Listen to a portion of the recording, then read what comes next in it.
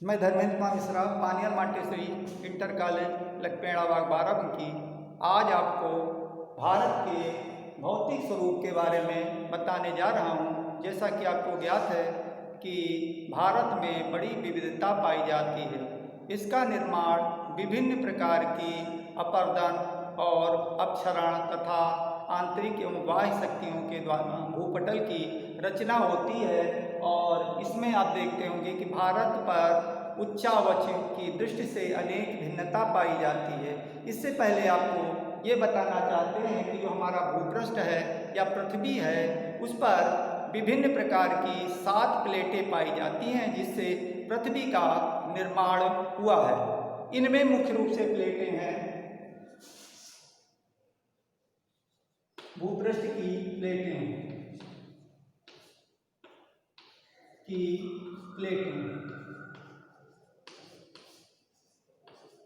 भूपृष्ठ पर 7 प्लेटें होती हैं। नंबर 1 है आपकी उत्तरी अमेरिकन प्लेट।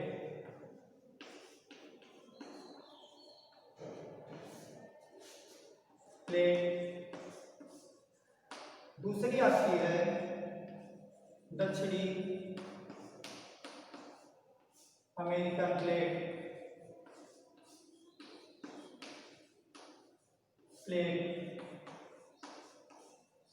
तीसरी है आपकी यूरेशियन प्लेट।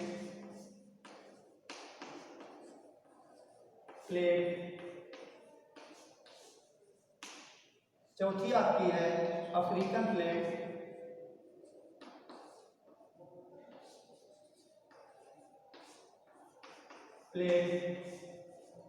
पांचवी आपकी है ऑस्ट्रेलियन प्लेट।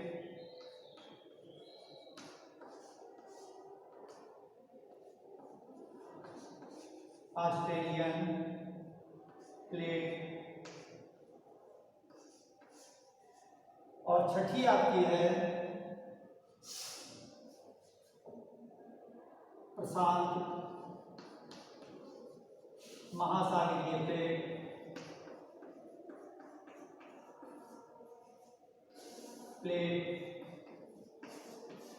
और सातवीं आपकी है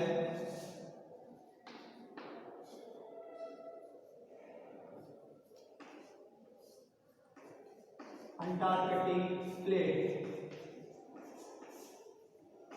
अर्थात इन 7 प्लेटों के द्वारा भूपृष्ठ की रचना हुई है। उत्तरी अमेरिका का निर्माण उत्तरी अमेरिकन प्लेट के द्वारा हुआ है, जबकि दक्षिणी अमेरिकन प्लेट दक्षिणी अमेरिका में पाई जाती है। और यूरेशिया में उत्तर की ओर ये यूरेशियन प्लेट पाई जाती है।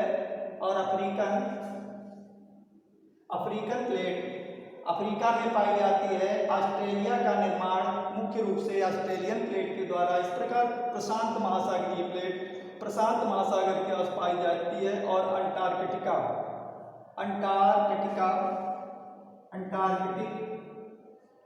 प्लेट अंटार्कटिका में पाई जाती है। ये प्लेटें निरंतर गति करती रहती हैं और इनकी मुख्य रूप से 3 गतियां होती हैं। प्लेटों की मुख्य रूप से गतियां ये निरंतर चलायमान रहती हैं, अर्थात ये गति करती रहती हैं। और इस प्रकार इनकी 3 गतियां होती हैं।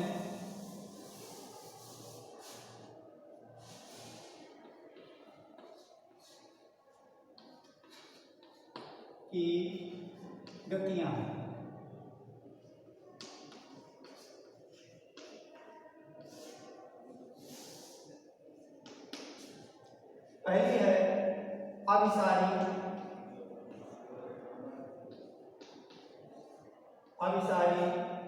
परिसीमा। दूसरा है अपसारी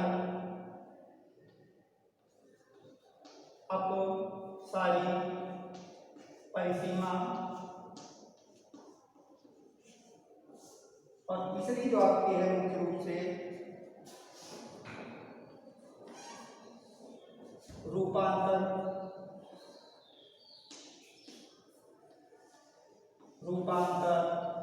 परिसीमा।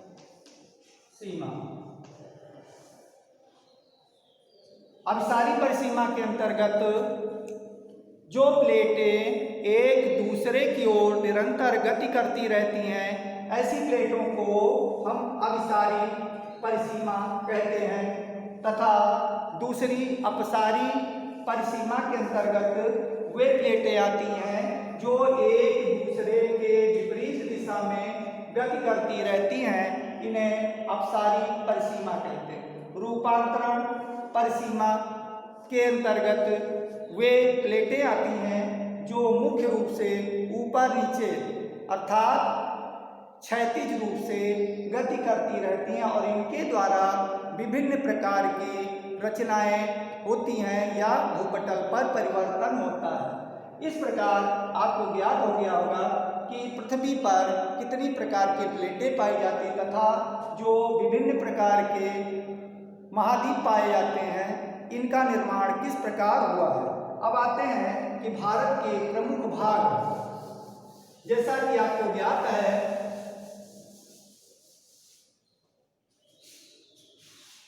भौतिक भाग उच्चावचीय भिन्नता के आधार पर भारत को मुख्य रूप से 6 प्राकृतिक या भौतिक भागों में बांटा जाता है। पहला है हिमालय पर्वत श्रृंखला,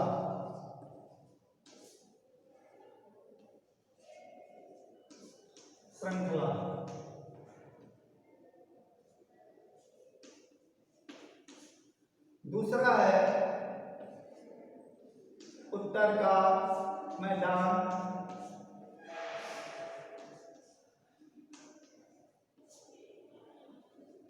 तीसरा है प्रायद्वीपीय पठार और चौथा आपका है तटीय मैदान।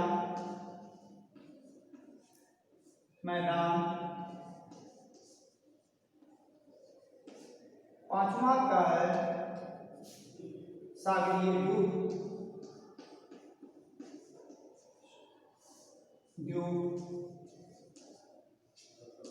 और छठा का है भारतीय मरुस्थल।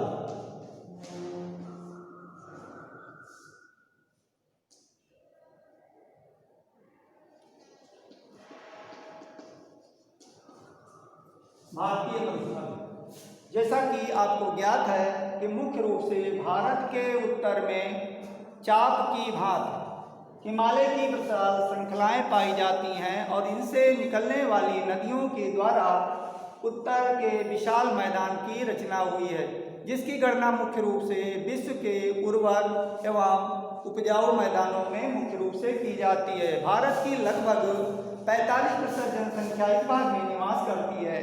इसमें अनेक नदियां बहती हैं जो अपने साथ लाए गए अवसादों को जमा करती हैं। दक्षिण में का भाग प्रायद्वीपीय है, जहां पर मुख्य रूप से आग्नेय शैलों के द्वारा इस भूभाग की रचना हुई है और ये प्राचीन गोंडवाना लैंड का अंग है जो खनिजों की दृष्टि से अत्यधिक संपन्न है। उसके बाद इसके पूर्व तथा पश्चिम में क्रमशः इससे निकलने वाली नदियों के द्वारा तटीय मैदानों की रचना हुई है। उसके बाद सागरीय द्वीप आते हैं। पूर्व तथा पश्चिम में अनेक द्वीप पाए जाते हैं जिनकी संख्या 247 है और भारत के जो पश्चिमी भाग है, पश्चिमी भाग मरुस्थलीय है, जिसका विस्तार गुजरात, हरियाणा, राजस्थान, पंजाब आदि राज्यों में मुख्य रूप से पाया जाता है और यह भाग रेत ही रेत से बना हुआ है जो मुख्य रूप से वर्षा की कमी के कारण शुष्क मरुस्थल में बदल गया है। और आगे इसके आगे की जो वीडियो है हम आपको आगे बताएंगे। Thank you.